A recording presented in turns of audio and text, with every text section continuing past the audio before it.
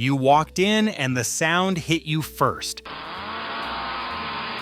A high-pitched whine, dozens of tiny electric motors screaming at full speed on a track you hadn't seen yet. Then the smell, ozone and hot metal and something burning that you couldn't name but would never forget. And then you saw it, 6 lanes, 8 lanes, a full-sized racing circuit built into a storefront with banked curves and long straightaways and little cars moving so fast they were blurs of color. You were 12 years old and you had $3 in your pocket and you were about to spend every cent of it. Before we dive in, hit subscribe and drop a comment letting us know where you're watching from. Every town had one. By the mid-1960s, there were 3,000 slot car raceways in the United States. 3,000!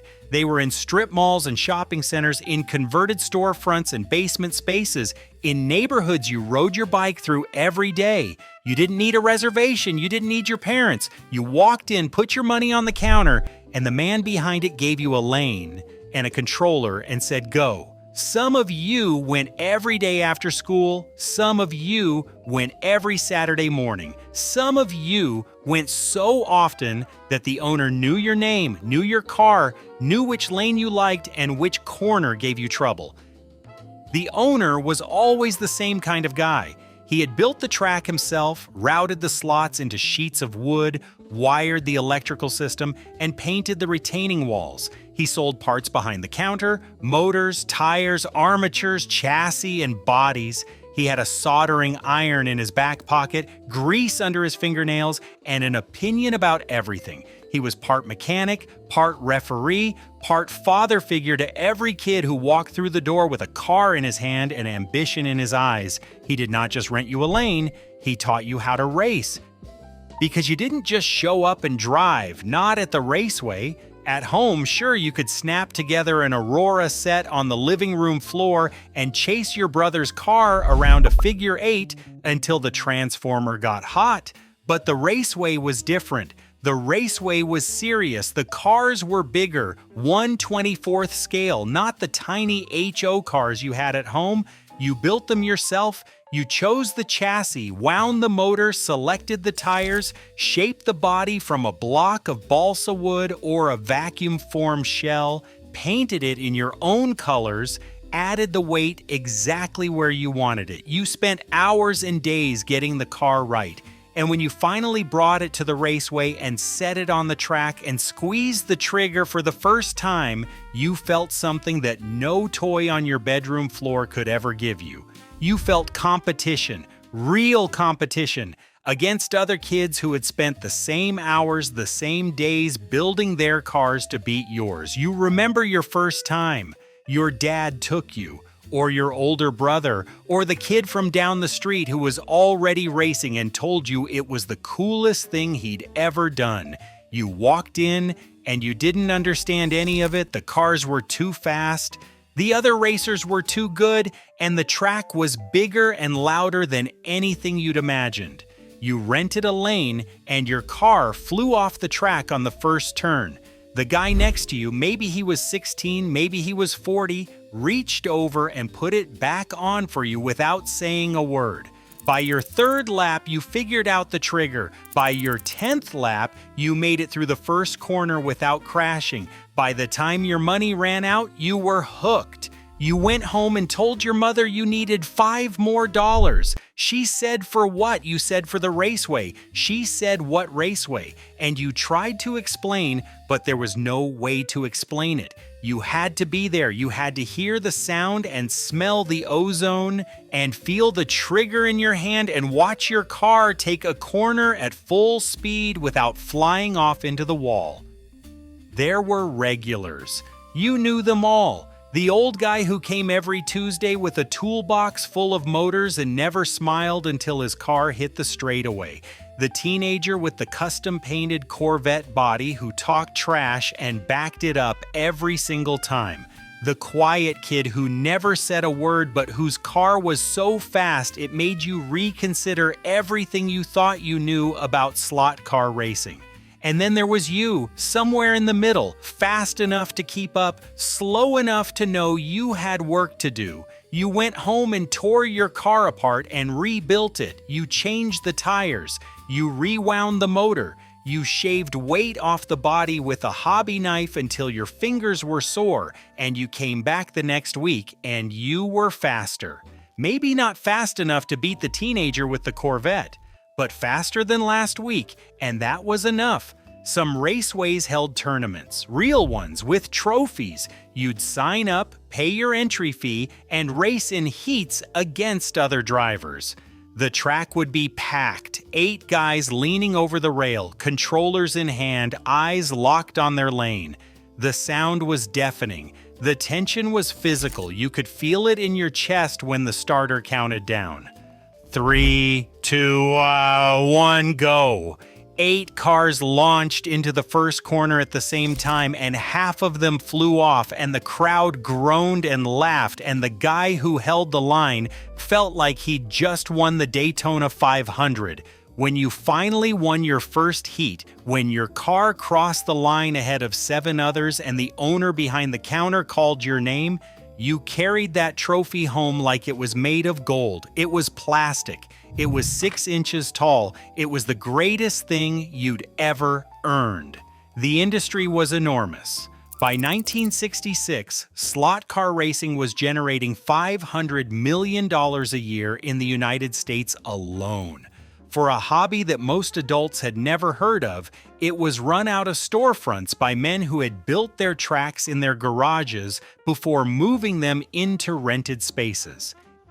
It was the first competitive gaming culture in America, decades before video games, decades before esports, before anyone used the word gaming to mean anything other than Las Vegas.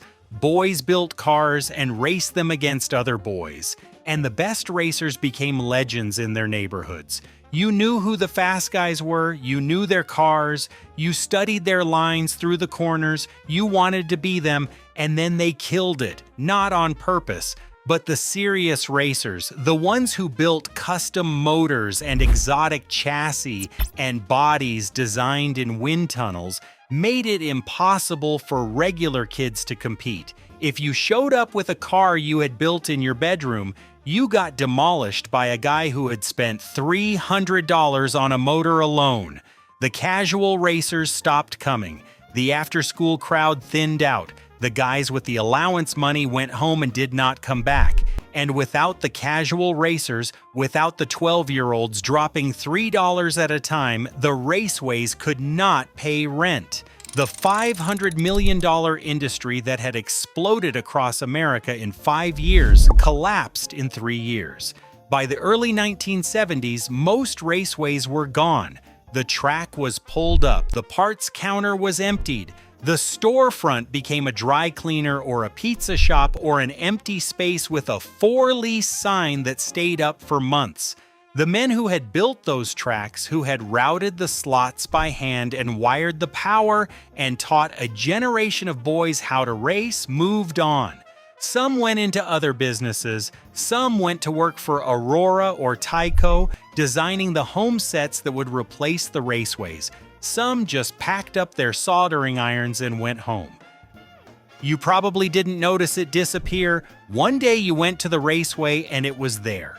The next time you went, maybe a month later, maybe a year, there was a sign on the door and the lights were off and the track was visible through the window, dusty and still. Nobody announced it. Nobody held a going out of business sale. The owner just stopped coming in one morning and that was the end. The place where you'd spent every Saturday, where you'd built your first car and won your first race and lost 100 more after that, was gone. And nobody seemed to care except you and the 6 other guys who raced there. Your Aurora set at home was still on the living room floor. You could still race, but it wasn't the same. Racing at home was like shooting hoops in the driveway. Fine fun, something to do. Racing at the raceway had been like playing in a game, with a crowd, with stakes, with the owner watching from behind the counter, arms crossed, nodding. When you took that corner right, You couldn't get that at home. You couldn't buy that at a store. And when the Raceway closed, that feeling closed with it. A few held on, a very few. In Brooklyn, New York, a man named Buzz Perry kept his Raceway open. Buzz had opened Buzz-A-Rama in the Kensington neighborhood in 1965 when he was 30 years old, and there were more than 40 slot car shops in New York City alone. 14 in Brooklyn. Buzz watched them all close, one by one, year by year. Arcade games came, video games came, the internet came. Buzz stayed. He and his wife Dolores ran the place together for 55 years. They lived in Manhattan and commuted to Brooklyn on weekends to open the shop. It didn't make money. It hadn't made money in decades. But Buzz didn't care. When a reporter asked why he kept it open, he said, "I'm not in it for the money." It was a labor of love, a museum for a time that nobody else remembered. The last slot car raceway in all of New York City, Atlas Obscura called it, an unlikely mom-and-pop establishment that seems like it has been transported from another time. Kids who had raced there in the 60s brought their grandchildren. Fathers who hadn't touched a controller in 40 years came back and rented a lane and felt the trigger in their hand and smelled the ozone and said nothing for a long time because there was nothing to say. The place spoke for itself. In May of 2021, Buzz and Dolores Perry both contracted COVID-19. Buzz passed away first. Dolores followed him 10 days later. After 55 years of running the Raceway together, they left this world 10 days apart. Their son Frank took over, but the numbers didn't work. $50,000 a year in property taxes, a customer base that fit in a living room. In January 2022, Frank sold off the inventory and closed the doors for good. The social media posts came in waves. I remember my dad taking me there as a kid. Pretty sad moment. Was so sorry to hear about the closing where I spent many an afternoon when the kids were young. And the one that said it best, live fast, die beloved. There is no APP that replaces a slot car raceway. There is no screen that reproduces the sound of 20 motors screaming on a wooden track at 10 o'clock on a Saturday morning.